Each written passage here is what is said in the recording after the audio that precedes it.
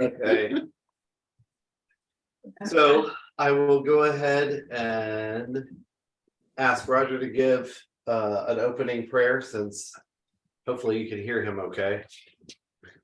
Our gracious and loving Heavenly Father, once again, we're so glad to be together again tonight to study upon your word, learn about these historical events around the nation of Israel, many that are fairly new to some of us and fascinating to hear how time has unfolded and how you have been in everything.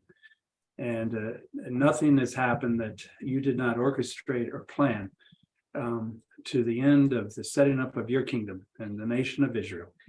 We once again ask you to open our minds and our hearts to hear everything and find strength in it. In Jesus' name, amen. Amen. Thank you, Roger. So just to not gesticulate, but to go back and just think about some things. I want to put all of these. I want to put all these peace treaties in three big buckets for you. Can you remember three big buckets? Three what? Okay, so one is the bucket of land for peace deals. Okay. Okay. Now, it didn't work out very well for King Ahab and Hadad, did it? No. Okay, so that is our historical precedent for you don't give God's land away. We looked at what passage from Leviticus that talked about stuff. Leviticus 25:23, and it says, the land is mine, you're just tenants. You can't sell it permanently. Okay. Then there is peace accords without any land involved, where they're just making peace with Israel.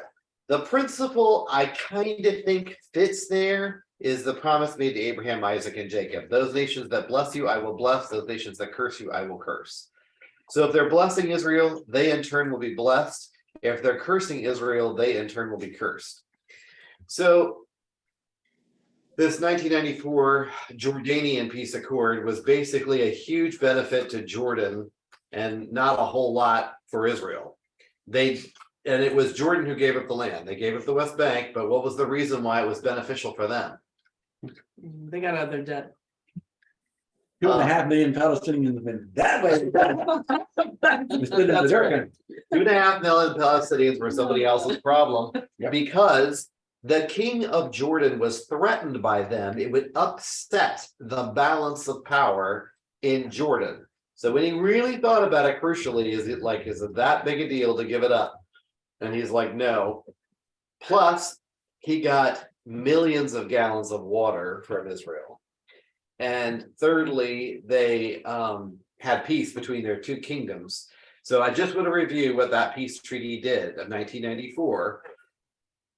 So there was, peace on the borders, cooperation, defense and security, Jerusalem, Jews give Jordanians water, and the Palestinian refugee problem. So all of this was dealt with, and it was kind of a peace deal. Then there was the Wye River memorandum, which we talked about as well. That one is not very well known, but it sort of redistributed the lands within the West Bank. So this time, if I may use the example I did before, the Palestinian territory is becoming Swiss cheese. It's no longer contiguous.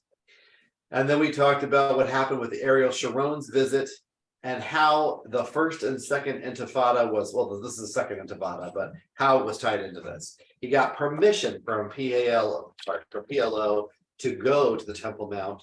He had security with him. He did not go into the temple. He was just on the Temple Mount. And this was the embarkation point for a whole holy war, or what do they call it? Intifada against them. So at the peak of all of this, when Ariel Sharon was going to give up all the land and force all of the Jews out of Gaza, and he did do that, and then he was going to do it in the West Bank, and he had a stroke and lived for I think another 8 years, and then he died. So he was basically silenced. And again, that goes according to those three axioms that I basically came up with for you. You know, if you give his land away, the land you give away will be a constant source of strife to you. Everybody who deals with it is going to be punished, and the major people are going to lose their lives over it. And he did.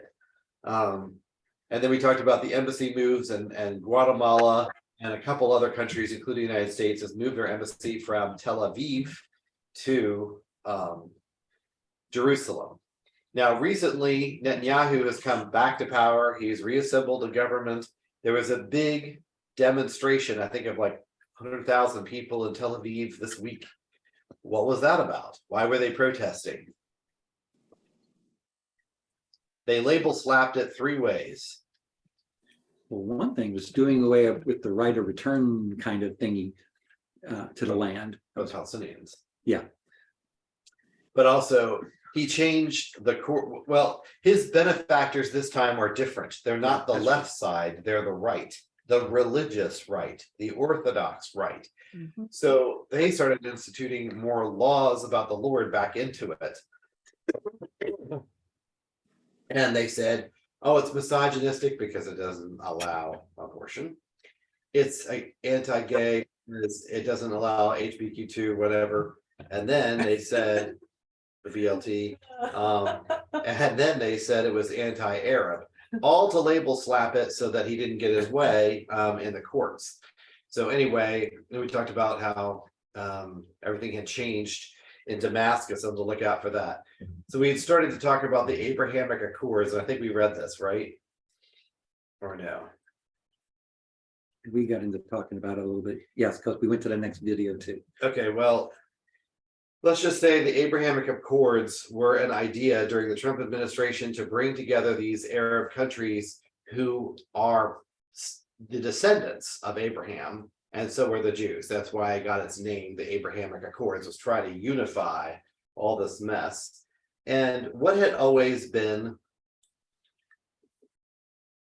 the sticking point of why no Arab country would make a deal with Palestine, make a deal with Israel? Because of Palestine Yeah, not having its own independent state. right.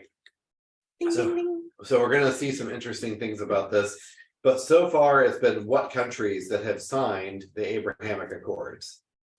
Bahrain, Yep. Ding. Sudan, or they're on their way? Or- Yeah, Sudan. Egypt, And and that's from Bahrain. I knew it was wrong, but I couldn't think of anything else. it's the United Arab Emirates. And some others. So I just want you to see, and it's also Morocco, which is surprising. So I don't know, did we do this video last week? No. That one, I don't think so. Okay, so I just want to kind of talk about this so you guys can. Peace in the Middle East is the holy grail of foreign policy. In the 7 decades since the founding of Israel, only Egypt and Jordan have signed peace treaties. But in September 2020, Israel signed a historic peace agreement known as the Abraham Accords with the United Arab Emirates and Bahrain on the steps of the White House. This unprecedented moment was the first step in not only normalizing public relations and ushering in peace, but opening the door for more agreements between Israel and other Arab and Muslim nations. The Abraham I want you to see these countries. So the green ones are, let's see, Have relationships. have relationships with Israel. And the gray ones are not in connection yet. The red ones are, I guess, on their way or opposed. I can't think remember. so. Well, there's Sudan, that's red. I thought that's Sudan. one that, Unless I got them backwards. Yeah, oh, it might be made it might be before that gray. happened. Yeah.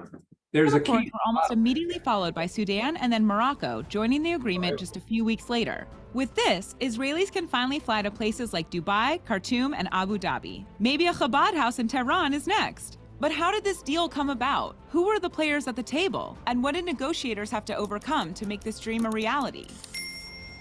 Since its creation in 1948, Israel has had to suffer invasion and incursions from surrounding nations. Israel regularly warred with Syria, Jordan, Egypt, and other countries in the years since its founding, right up until the Yom Kippur War of 1973, in what has come to be generally known as the Arab-Israeli conflict. Since then, Israel has made monumental strides when it signed a peace deal with Egypt in 1979 and then Jordan in 1994. However, in 2002, the Arab Peace Initiative unified Arab countries against other such peace deals, insisting that peace could not succeed until Israel agreed to return to pre-1967 borders and ending the conflict with the Palestinians. This, more or less, left the peace process at a standstill until 2019, when representatives from Israel and the UAE started meeting secretly due to mutual concerns over Iranian influence in the region. In June 2020, Youssef El Otaiba, the UAE's ambassador to the United States, wrote an op-ed in an Israeli newspaper calling out Israeli Prime Minister Benjamin Netanyahu for considering an annexation of the West Bank. He put it clearly, it's either annexation or normalization. Normalization means making their peaceful relationship official. The keyword normalization was not something that had been proposed so publicly before. In the wake of these statements, American officials moved to facilitate talks between the two nations. On August 13, 2020, the US, Israel, and the United Arab Emirates announced in a joint statement the intention to sign a peace agreement. Almost immediately after the announcement of the UAE deal in August, Bahraini officials contacted the White House saying, "We want to be next." And 29 days later, King Hamad bin Isa Al Khalifa made it public that Bahrain had brokered a similar deal with Israel. Despite the first UAE president, Sheikh Zayed bin Sultan Al Nahyan, labeling Israel an enemy in 1971, there have been reports of behind-the-scenes economic and even diplomatic relations in recent years. Bahrain, on the other hand, has had informal ties with Israel for over 20 years. And with increasing unease about Iranian aggression in the Persian Gulf, that relationship has steadily grown stronger over the last decade. The accords aren't so We'll just back it up a hair.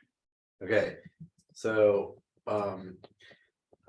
Bahrain and United Arab Emirates have the same problem as Israel, which is if they shut down the Straits of Hormuz, or they close off that Gulf area. So they all do business in those waters, and Iran, like China, has tried to control this whole area. And it's not theirs to control, it belongs to everyone. So I just want to explain that really quick. Is it considered international waters? I think Because it's not, usually you think out in the ocean, it's international waters or something. 12 miles off the shore is usually Yeah, identified. but that runs up between countries, I wonder. yeah, so it's How that a bit of works. a problem. I'll have to look at a map about that. relationship has steadily grown stronger over the last decade. The accords aren't so much the putting aside of differences for the sake of peace, as they are officially recognizing and establishing these relations. In February of 2020, leaders of Sudan and Israel started talks about normalization. It began with opening Sudanese airspace for Israeli-registered planes. In May, Israelis flew in a medical crew to help Sudanese diplomat Najwa Gadaldam, who was managing the negotiations between Sudan and Israel. Gadaldam unfortunately lost her battle with the disease and never got to see the fruits of her labor when on October 23, 2020, Sudan joined the Peace Party, becoming the third nation to become a part of the Abraham Accords, signing retroactively. Sudan, in a way, is an even bigger accomplishment. The country had ties to Iran and had been labeled by the US a state sponsor of terrorism. Israel also claimed they were helping Hamas smuggle weapons into Gaza. But in 2016, Sudan cut ties with Iran and halted arms smuggling into the Gaza Strip. This greatly eased tensions between the two countries. In Morocco, there has been a Jewish presence for centuries. Most notably, after the expulsion of Jews from Spain, whole communities fled to the North African nation. By the 1940s, as many as 250,000 Jews lived in the country, making up 10% of Morocco's population. But when Israel declared its independence, upheaval erupted in Morocco. Jews en masse fled Morocco due to persecution such as boycotts and riots. Though Morocco and Israel did establish some diplomatic relations following the Oslo Accords in the mid-90s, it wasn't long before those ties fell apart after the outbreak of the Second Intifada in 2000. But informal relations did continue, and Israelis could still visit on organized tours. In December of 2020, the US made a bold move and formally recognized Morocco's claims to the resource-rich Western Sahara, which, in exchange, re-established diplomatic ties between Morocco and Israel. And with that, the Abraham Accords had its fourth member. Despite the establishment of long-sought-after peace, these treaties have had vocal reactions, some of joy and praise, but some that are skeptical and have outright condemned it. In Israel, lawmakers on the left showed support for the deal, including Yair Lapid, often a vocal critic of Netanyahu, while some on the right, like Yamina party leader Naftali Bennett, expressed reservations that the deal would stop Israel from fully annexing the entirety of the land of Israel. Divided opinions emerged from the Arab side, revealing that Arab solidarity along the Muslim nations aren't as homogenous as the rest of the world might have thought. A New York Times op-ed characterized the division as those who want to let the future bury the past and those who want to let the past keep burying the future, noting the UAE aims to move forward while Iran staunchly opposes progress. Saudi Arabia gave tacit approval to the deal, and the Arab League, a 22-member body of Arab states, declined to formally condemn it. That lack of condemnation from the Arab League resulted in the Palestinian Authority protesting, with Foreign Minister Riyad al-Maliki conceding his chairmanship of the League's council. Palestinians and Okay, so that's a big deal. The 29 Arab League nations didn't condemn the thing. I'm like, what? This is your golden chance to condemn it, and they didn't. So the other piece of it is that, of course, sent the Palestinians into absolute aftershock, thinking that, oh my gosh, we've been betrayed by all the Arab countries now because they're willing to make peace deals with Israel. So you see how this play is going back and forth. But still, at the center of it all is Israel. It's the linchpin to hold peace in the entire Middle East, because they fight amongst themselves. in the West Bank and Gaza had relied on support and solidarity from the other Arab and Muslim nations to put pressure on Israel. The Abraham Accords got Israel's annexation of the West Bank to stop, but that left Palestinians in the same position they've been in for years, but now with a bigger fear than ever that Israel's sovereignty over the West Bank will be legitimized, reducing the Palestinians to a bargaining chip. Since its founding, Israel has been isolated from its neighbors behind an iron wall of aggression, violence, and threats of economic boycott. But with the arrival of the Abraham Accords, attitudes in the Arab world seem to be finally shifting. Saudi Arabia hasn't signed on, but that doesn't mean they won't eventually. If these normalizations with the UAE, Bahrain, Sudan, and Morocco hold and relations flourish, who knows what countries might be next? A future Israeli-Arab coalition might even put pressure on Iran to come to the negotiating table, truly ushering peace into the region.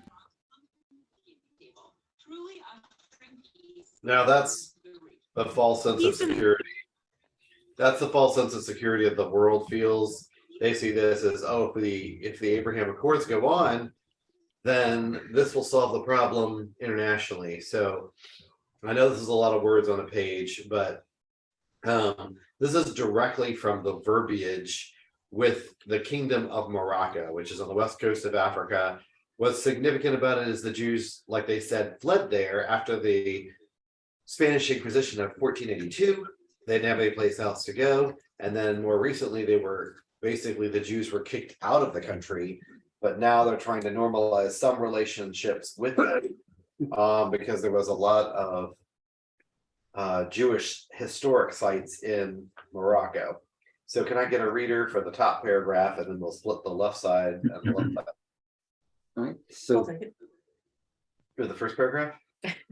Unless Walter wants to choose someone else. you may read it, Leah. We'll start that way. Okay. Abrahamic Accords, Morocco, the US, and Israel. Joint declaration. You can read it from this. It's a little easier. I think I'm better with this one. Thank you, though. The Kingdom of Morocco, the United States of America, and the State of Israel, referring to the telephone conversation held between His Majesty King Mohammed VI and His Excellency President Donald Trump on 10th December 2020, and to the historic statements issued on the same day by them and by His Excellency Prime Minister Benjamin Netanyahu of the State of Israel, announcing the opening of a new era in the relations between the Kingdom of Morocco and the State of Israel. Okay, so we got somebody to read the left-hand bullets, somebody read the right-hand bullets if they can. We start with Roger, then we're staying here. Which side do you want to read first? The left. There were no coughs in it. All right. We, the undersigned, recognize the importance of maintaining and strengthening peace in the Middle East and around the world, based on mutual understanding and coexistence, as well as respect for human dignity and freedom, including religious freedom. We encourage efforts to promote interfaith and intercultural dialogue to advance a culture of peace among the three Abrahamic religions and all humanity. We believe that the best way to address challenges is through cooperation and dialogue, and that developing friendly relations among states advances the interests of lasting peace in the Middle East and around the world. We seek tolerance and respect for every person in order to make this world a place where all can enjoy life and dignity and future hope, no matter their race, faith, or ethnicity. Yeah. Ethnicity. Yep, very good. So these are the tenets that are laid down. You can understand these are man's words because they're like, we want to promote, the coexistence of three international, multicultural, multi-faith religions and keep the peace. That's never been done in all this time. They fight amongst themselves as well. And the dialogue always shuts down because there isn't any peace. Anyway, there are good ideals, but they're man's ideals, and God is not invited to the table. That's the only thing I will add to that. Can we get someone to read? Linda, do you want to read the next one? We support science, art, medicine, and commerce to inspire humankind, maximize human potential, and bring nations closer together. We seek to end radicalization and conflict to provide all children a better future. We pursue a vision of peace, security, and prosperity in the Middle East and around the world. In this spirit, we warmly welcome and are encouraged by the progress already made in establishing diplomatic relations between Israel and its neighbors in the region under the principles of the Abraham Accords. We are encouraged by the ongoing efforts to consolidate and expand such friendly relations based on shared interest and a shared commitment to a better future. Very good. Thank you, Linda. So again, you're hearing a lot about mankind, human potential, blah, blah, blah, the end of radicalization. I would make this hypothesis of about race relations. Has man ever cured race relations around the world? No, Nope. Do the Chinese and the Japanese and India, Thailand, do all of them think that they're on equal footing? Or the Filipinos or people from no, No, they don't, and they're much closer in relations than other nations. Do the Europeans all think they are on equal footing? The French, the Germans, the British, the Dutch, nope. Do the Caribbean islands get along? I mean, it's laid back, man. Absolutely. They don't. They hate each other. It's amazing to me. Like, I had no idea. Like, the Puerto Ricans don't like the Haitians don't like the Dominican Republic. It's just like nobody gets along. It doesn't matter where you put them on earth. So the only solution to racism is Christ. He says there's neither Jew nor Greek, there's neither bond nor free. We're all one in Christ Jesus. He's the only one who ends racism. So only in Christ is that all erased. And it's like, man doesn't get it, and he won't get away from it. So we'll go on to the next one. Sorry. This one's much easier to read. So this is the Abraham Accords assessment. So they were signed in 2020. Let's take a look at what's happened since then.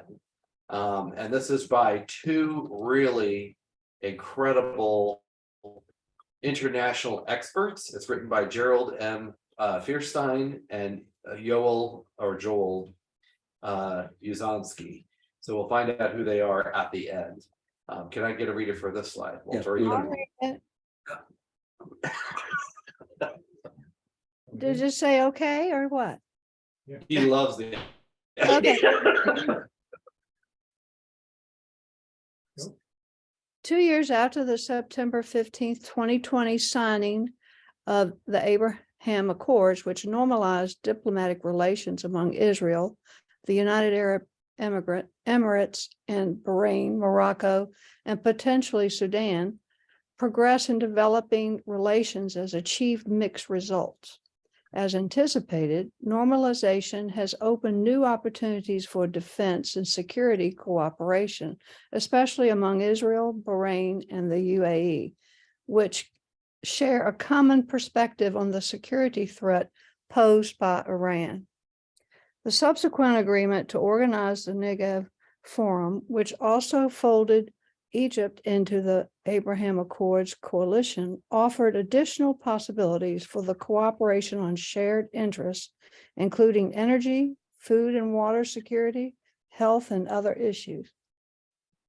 Okay, so from what we've read, they stood up to Iran. That's one of the positive things that came out of it. The sharing of intelligence, the sharing of a collective force to combat that. It was very important to UAE. It was very important to Bahrain, not so much Morocco, definitely Sudan, because they were in bed with them before and now they're not. So right now, Iran's friends are who around the world? Russia. That's a big one. Ding, ding, ding. China, ding, ding, ding. Number 2. And I think Brazil, I think that's it. And maybe Turkey. They are up and down, but so, and then the subsequent agreement, which is this forum, Egypt folded into the Abraham Accords coalition, offering additional possibilities. And that includes energy, water, health, and other issues. Mostly they can vacation in each other's lands, if nothing else. Okay, Walter, pick the next reader. It's Susie's time, followed by Patsy. Okay, Abrahamic Accords assessment, but there are shortcomings in the level of cooperation as well. Most notably, despite the initial goal of the Arab organizers, cooperation among Israel and its Arab partners has failed to produce tangible improvements in the Israeli-Palestinian calculus. Joanne can read. The next person is Patsy. Oh. That may change as the Negev Forum includes as an element of his agenda, taking steps to improve living conditions for Palestinians. Do you want me to keep going? Yeah, so the Negev Forum is basically trying to force its way in so that they have to do something for the Palestinians, but that was never part of the agreement. I like the squeaky toy, whoever's got it. Sasha. All right, go over the next 2. Moreover, the Israelis are now arguably more cautious about managing relations with the Palestinians to avoid conflict with their newfound Arab partners.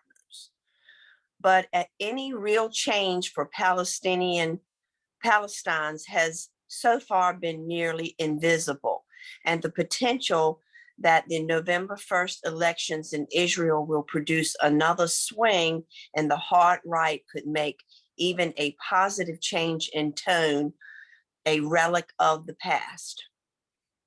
So that's exactly what did happen. So they went to Bennett for a while, and then they come back to Netanyahu, who wrote and signed all of these. So down below is what I'd like for Christmas is the Abrahamic Accord coin. It's just interesting because of all the iconography on it, but pretty fascinating. All these buildings are icons down below of all the nations who are kind of involved. So just interesting. Our next reader is Mike, followed by Joanne. Okay, Abrahamic Accords assessment. The scope of the Abraham Accords has also failed to bring in new members, despite some softening in its position on bilateral relations, including in the area of defense cooperation and the opening of its airspace to Israeli aviation. Saudi Arabia has held firm in its commitment to the pre-existing Arab Peace Initiative. As Adel Al-Jaber, the Saudi Minister of State for Foreign Affairs, elaborated over the summer, the posits that peace comes at the end of the process, not at the beginning. Even those Gulf states like Oman and Qatar that have long maintained nearly de jure relations with Israel have thus far declined to follow the UAE and Bahrain into formalizing their ties. You want me to keep going? Yeah, that's very good. So I'll just explain. From an Israeli perspective, incremental improvements in its links to the Arab Gulf states may be sufficient. Despite their expressed adherence to the API, the Saudis have been willing to take slow, small-scale normalization measures before there is a full resolution of the Israeli-Palestinian issue. As noted above, security cooperation in the Red Sea, littoral, is one area where the Saudis have demonstrated a willingness to work with Israel, and Saudi agreements permitting overflights of its airspace for Israeli civil aviation, as well as accepting direct travel for Hajj pilgrims from Israel, are additional indicators of a more relaxed Saudi position on cooperation with Israel. Israeli policymakers may also consider developing relations with Saudi Arabia outside of the Abraham Accords box. Thank you so much, Mike. I know there's a lot to read. That's all I see. Okay, so let's go over first. Who are Saudi Arabia's friends and who is Saudi Arabia's worst enemies? The-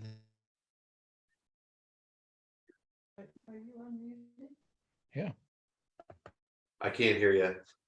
Yeah, so everybody, you're kept muted until it's time to say something because Hello? we're getting background noise. Yeah, go ahead. Hello? Go ahead, Fonda. She muted herself. Well, I guess we'll just start out. It's Sheba and Dedan historically, okay?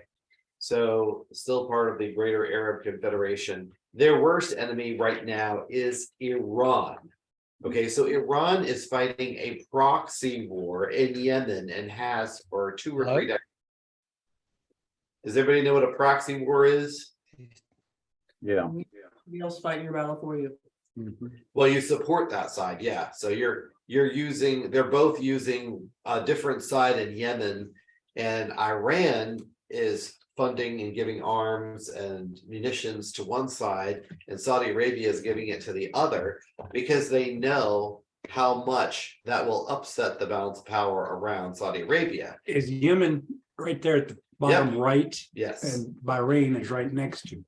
Bahrain, it's Yeah, Oman Bahrain, is the right? next country, Yeah, so that's Oman and that's United Arab Emirates.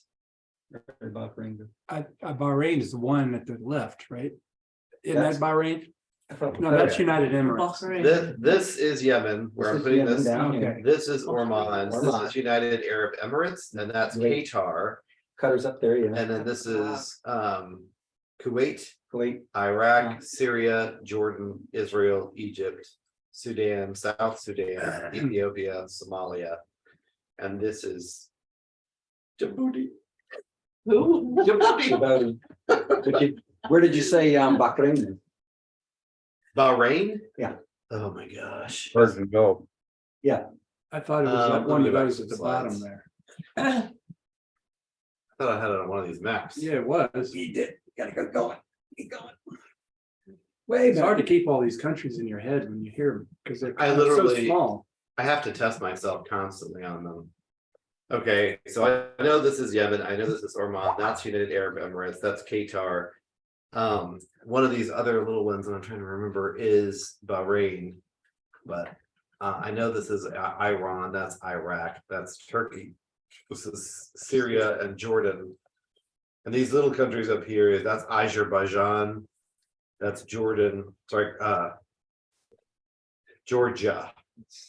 And Bahrain Armenia, is a tiny, tiny little island. Oh, it's smaller than I thought. There. It's an island? right there. Like there, and then. Bahrain? But I think this is the Yeah. Straits of Hormuz Yeah, down Bahrain up here, there. and this is another strait that gets bottled up by Iran all the time. Is This- Bahrain the place where a lot of the Arabs go to vacation and they can get away with not having to follow their normal restrictions? Killing him too. I turn it down. Huh? What? That's a great alarm. We don't take I think he's spoken about Dubai. Dubai, yeah. Maybe it's about, I'm not sure. That's why I asked. Oman here, right? Yemen down. Okay, so I just wanted you to understand something, who Saudi Arabia's enemies are. So if it's Iran, they're gonna get the best deal by making a deal with Israel, with Bahrain and United Arab Emirates, because they're all fighting against the same thing, which is Iran. It would behoove them to make peace with the United States and all the rest of them because they actually need each other. So anyway, I hope that's helpful.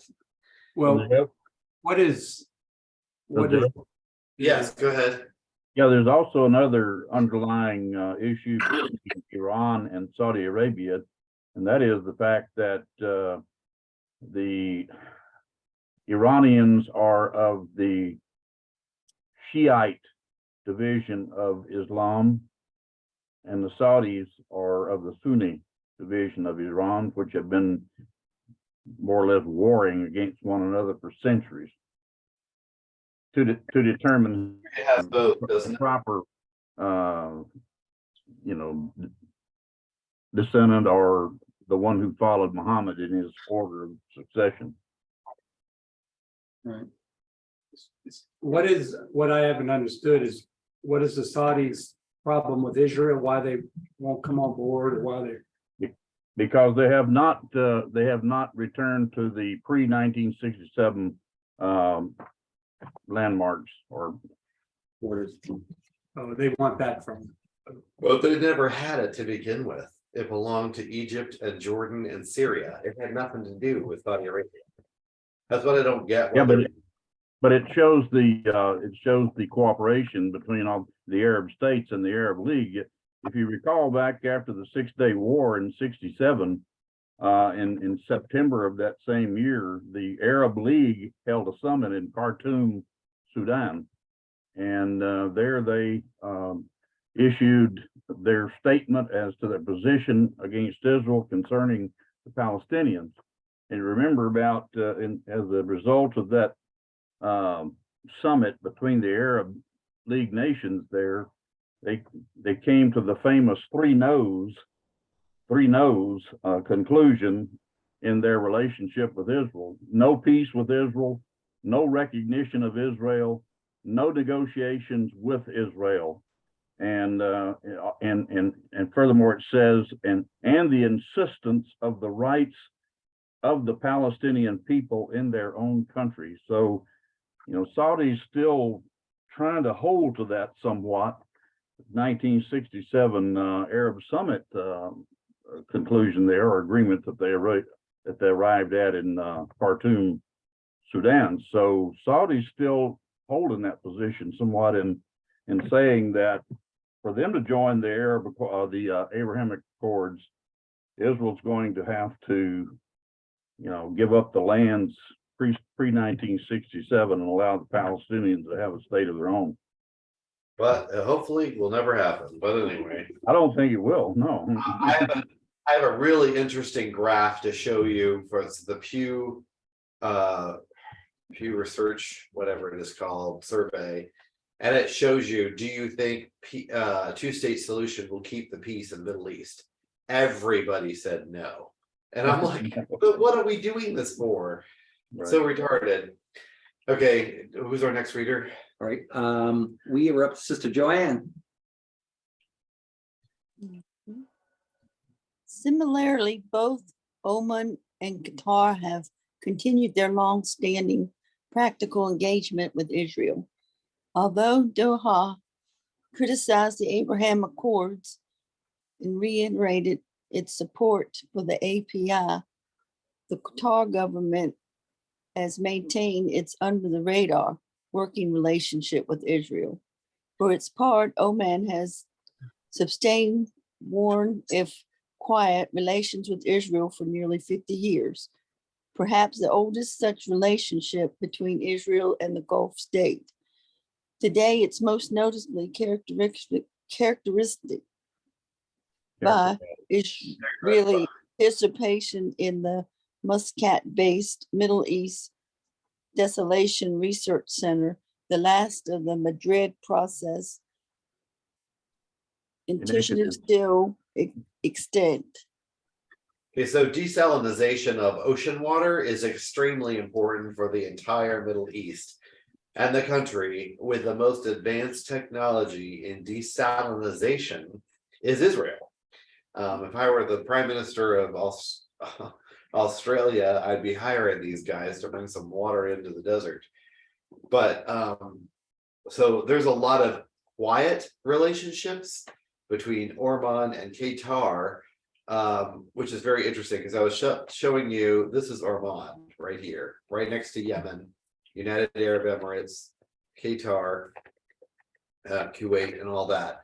So all around Saudi Arabia, there's pretty much friendly relationships with Israel, except for Yemen, obviously.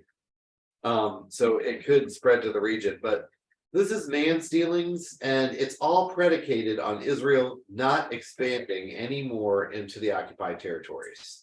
So it's either maintain all these peace accords with all these countries, or occupy the land that they actually own. To understand what's on the scales for all of us, all the Abrahamic Accords with all these countries is predicated on the Palestinian statehood or not building anymore at the very least. Okay. Right. So it's very fragile. Okay. And that's really the rock and the hard place that Netanyahu finds himself in with his new administration on the far right, in that the far rightists are really wanting to annex Judea and Samaria and make it officially a part of the land of Israel, and also to take sovereignty back over the Temple Mount and have free access to the Temple Mount for the Jewish people. So Netanyahu's he's between a rock and a hard place, trying to develop the Abrahamic Accords with those Arab states, and yet trying to satisfy or appease those groups of Jewish people that supported him in his administration and signed on with him. Yeah, so what I'm trying to get you to see is that there are these huge peace agreements being made, but all of them are so fragile. And we don't know, we do know that Christ could obviously be the stone that hits the foot of this statue and pulverizes it to dust. So much so that all these peace treaties and all this stuff won't mean any difference because Israel won't have to make peace agreements. The Lord will demand it from the nations and rule over them with a rod of iron. There isn't going to be any appeasement in his kingdom. So I just wanted to show you where we are with all of this, because I think it's interesting when we've got Joe Biden in office right now. He doesn't really like the Abrahamic Accords. He has to go along with it because they were signed by a former president. But everything else he can reverse, he's reversing. Our next reader is? So we're up to the Bostians, followed by Gerald. I'm sorry, I'd rather not read. It's too small for me. Okay, Gerald's turn. Okay. After 2 years, the participating governments continue to see the Abraham Accords positively as advancing their national interests, and normalization has opened the door to private sector elements, especially in the UAE, that were well positioned to take advantage of the resulting bilateral trade and commerce opportunities. But the Accords have yet to find a firm footing in the attitudes of Arab populations, except for Morocco, where recent Arab barometer polling data found that only 11% of the population considers Israel a threat. Arab publics generally continue to view Israel in a negative light, based largely on the latter's failure to resolve the Palestinian issue. Any further? You can go ahead and finish it. Okay. This negative perspective undoubtedly makes decision makers in other Arab capitals, especially Riyadh, reluctant to move forward on normalization.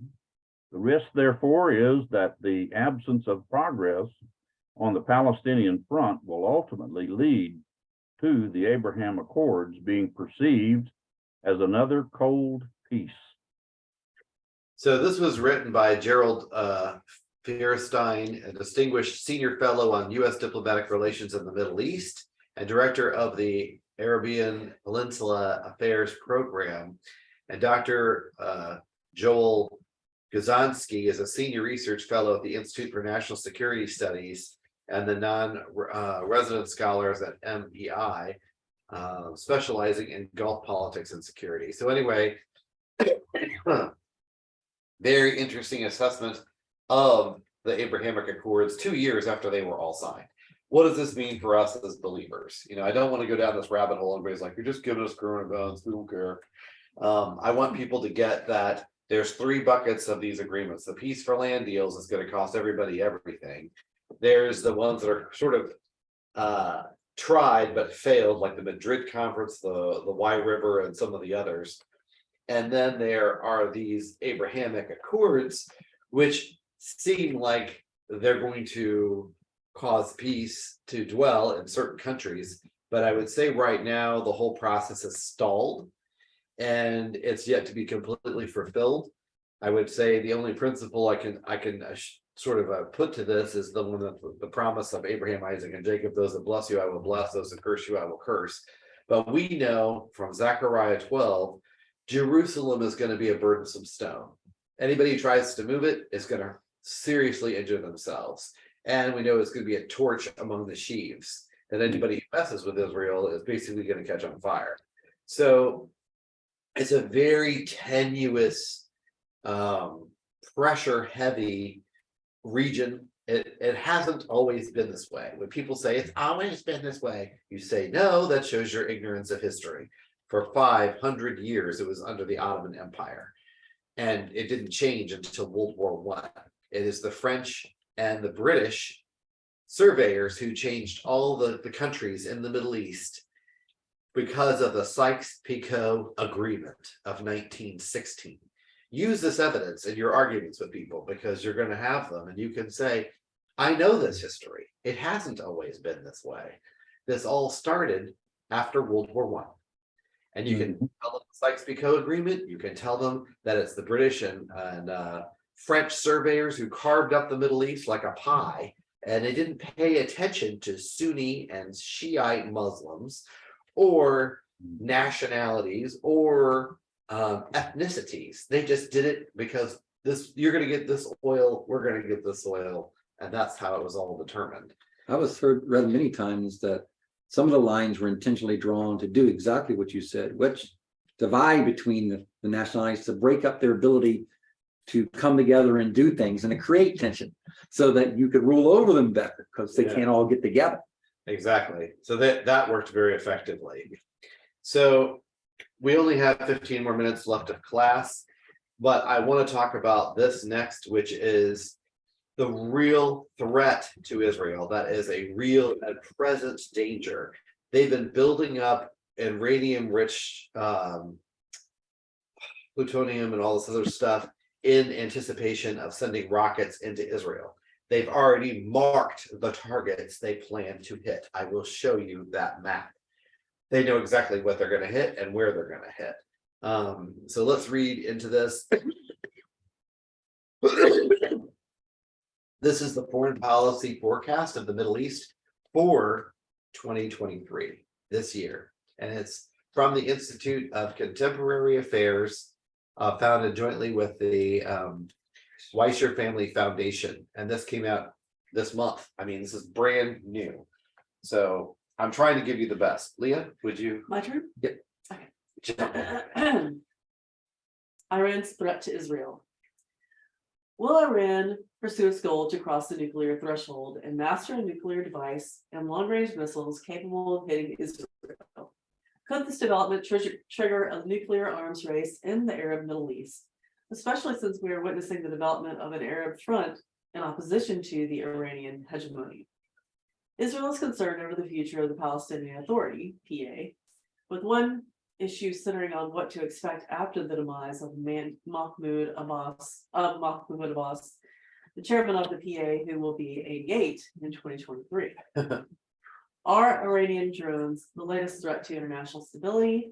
And what is the significance of Iran emerging as an actor in the Russia-Ukraine war?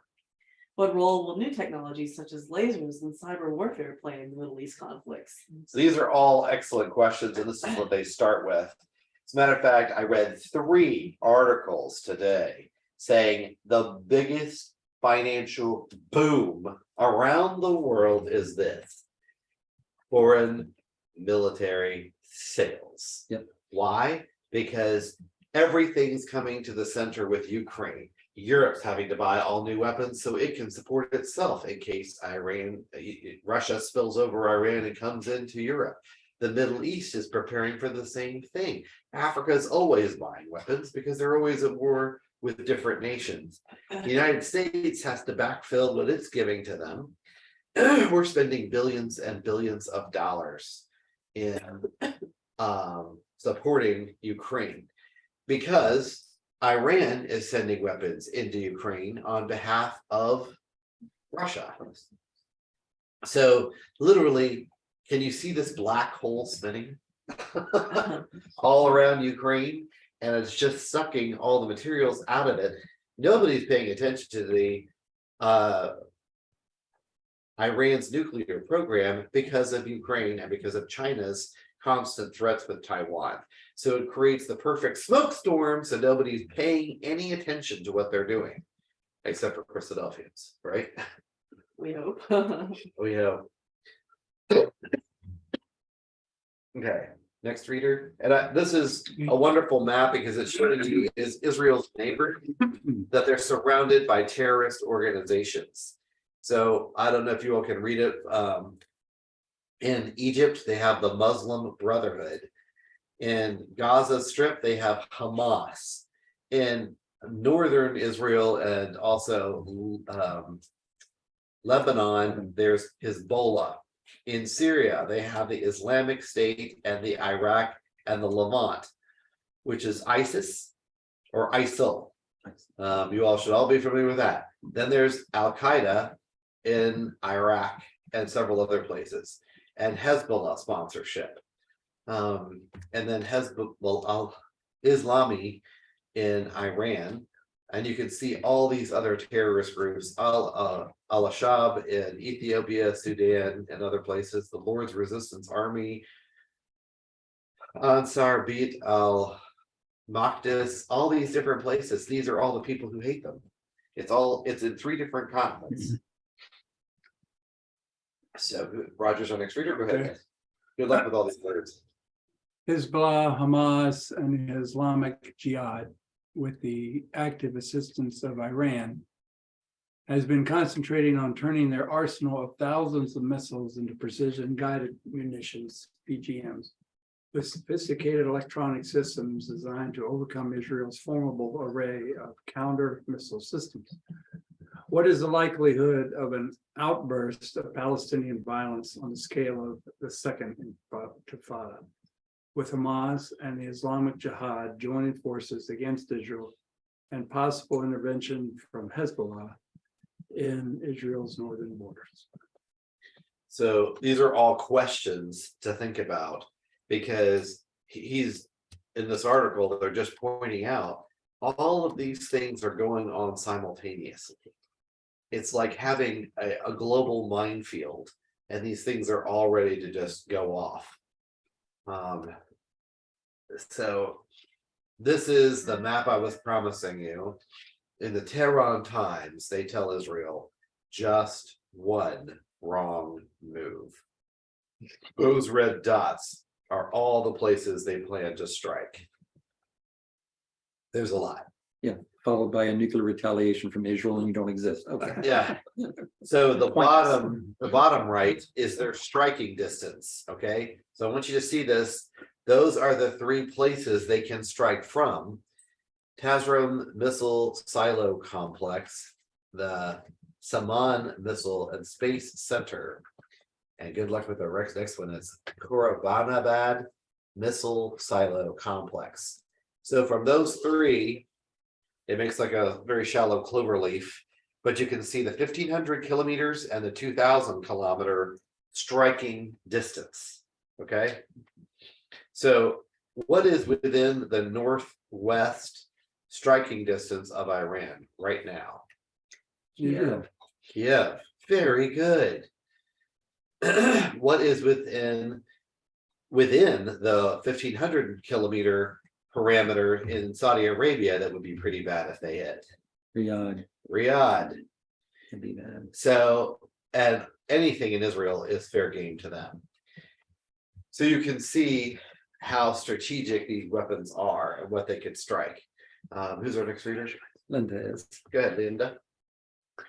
Many issues need to be considered when assessing the prospects of 2023 and their implications for Israel's national security, as well as the threats it faces from neighboring and distant enemies. Will the year 2023 be different from the previous one, or will it unfold according to the French writer Jean-Baptiste Alphonse's famous adage, the more it changes, the more it is the same? Among those fateful questions stands first and foremost the question relating to Iran's nuclear program and whether Iran will pursue its race to cross the nuclear threshold and master a nuclear device loaded into long-range missiles capable of hitting Israel. Could this development trigger a prelude to a nuclear arms race in the Arab Middle East, especially since we are witnessing of late an Arab awakening in opposition to Iranian hegemony as a result of Iran's stances towards Israel? What are the prospects of war between Israel and Iran via its proxies in the region? To what extent will the Arab states coalesce around Israel in order to contain Iran's ambitions in the Middle East? Okay, so these are a lot of great questions to ask about what will this year bring. And the first order of business that Netanyahu said when he came back to power was what? What was his first priority when he came back as prime minister? Is it like checking? Sell his book. That's pretty good answer. Checking the Iranian development of nuclear. Yeah, thingies. that's what we've been all talking about. It's Iran and dealing with it. So the Begin Doctrine, which is part of their military doctrine, says we will never allow another country to develop weapons of mass destruction against us. What is a nuclear weapon in Israel from Iran? It's a weapon of mass destruction. So they will deal with this, and one day we're going to wake up and it will be all over our phone, from every news outlet. It'll be on Facebook, it'll be on Pinterest, it'll be in every magazine. You'll get alerts and you're like, what is going on? And the world will condemn Israel when it strikes Iran for saving itself. And we've gone through how many presidents who have dealt with the Iranian nuclear crisis? Let's see, Carter, a few Bushes, and Obama, and let's see, and a Trump. I would say it's And now almost been Biden. 5. At least 5 or 6, yeah. 5 presidents have tried to deal with this and nobody's making any progress, and they haven't made any progress in Europe either. So there's a total lack of leadership. Look at this wonderful chart on the right. Little faith that Israel and Palestinians can find peace. This is the question they asked them. Do you think a way can be found for Israel and an independent Palestinian state to coexist peacefully with each other or not? No is the dark green, it depends is the light green, and yes is the light gray. So they asked people in Lebanon, they're like, no. They asked people in Tunisia, no. They asked the Palestinians, no. They asked Turkey, Egypt, Israel, and Jordan. Nobody really said yes. Jordan was the only one that was like, yeah, that's a possibility. Most everybody else said, even if there's a two-state coexist, it's not going to create peace. And that's from the Pew Research Center. Can I get a reader for this one? Sister Fonda's turn. Israel is deeply concerned over the future of the Palestinian Authority, with the issue centering on what to expect after the demise of Mahmoud Abbas, the chairman of the PA, who will be 88 in 2023. Would Hamas replace the Fatah-led PA? And if so, what would its relations with Israel be? On a regional level, Israel is concerned by the lack of stability around its borders. With the unfolding dramatic events, questions arise concerning the future of Lebanon, Libya, and Iraq as viable or failed states. On the other hand, it's armed conflict brewing between Algeria and the Kingdom of Morocco. Is the conflict over the Grand Renaissance Dam on the Nile in Ethiopia going to generate into an armed conflict between Egypt, Sudan, and Ethiopia? Is Can you there? stop there for 1 second? Can you stop there for 1 second? Sure. Okay, so that's a really big one, is this Grand Renaissance Dam. So if you remember in the 60s and 70s or whatever, they were building the Aswan High Dam in Egypt. And they got huge funding from that, from the United States and Russia to finish it. Now, Ethiopia is going to finish off Egypt by building this Renaissance Dam that is going to make trickle, trickle, trickle out of the Nile River. It will be a mud flat once they're done. I just laugh because Ethiopia is so dry and this dam is humongous. And Egypt has been, I mean, irate is not even a word I can use to describe how angry they are over this. You can read news article after news article. They want to blow up the dam. There's all kinds of stuff. So I just want you to understand there's instability all around Israel. There are major enemies all around Israel, and this is defining what's on the doomsday clock right now. So go ahead with the rest of them. Is there an end to the war between Saudi Arabia and the Iranian-backed Houthis in Yemen? What role will cyber warfare play between the Middle East actors? What can be expected from the radical ISIS, Daesh, and Al-Qaeda in the Middle East and Africa? So there's a lot of things to think about, and Iran's threat to Israel is the constant out of all of it that has to be dealt with immediately. But all these other shattering, very fragile pieces are all around them.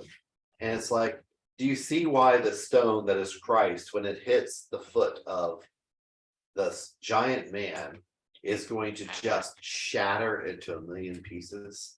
We're so divisive internationally, internally, nationally. It doesn't matter. When the Lord returns, it will destroy all the things of man. Let it be. Let it be. Thank goodness. It was just in the news this week that they've moved the doomsday clock up to 90 seconds. Yeah. From 2 minutes. Yep. My mom was sharing me with that link and just saying all the things that are wrong. Yeah, the whole thing on it. I'm not sure how they determine all that, but the world sees doomsday closer than it was. So in the final prayer, whoever says it, I really want to pray for whatever souls can be captured before the Lord returns to be found, and for us to be ready like the Passover in Egypt. Have our shoes on. Belts. I got, if anybody needs a cane, I got one. I need a kneading trough. But being ready to go is our constant. We got to be vigilant about this. We're watching, but we got to be vigilant to go when the time is right. When the knock is on the door and your dead grandmother or grandfather says, Christ is here, we're ready to pack up and get out. So, and I hope I'm ready. I'm just saying this because I think that this urgency is coming, and we've shown you from even man's perspective how grave the situation is internationally.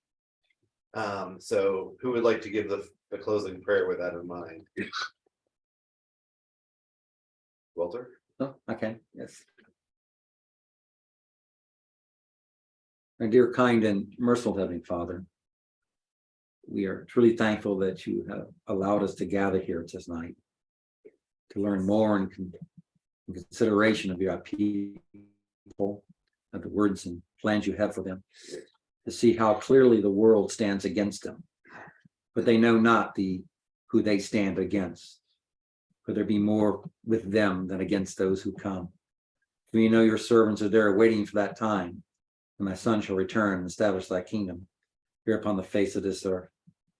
But before that time, you know there are challenges before all the people of the world.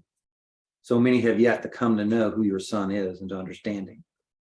We pray for that talent, that guidance, that understanding, that those we speak with and interact with, that we might share this great, wonderful truth that you've given unto us, might help guide them and direct them toward this peace, this safety,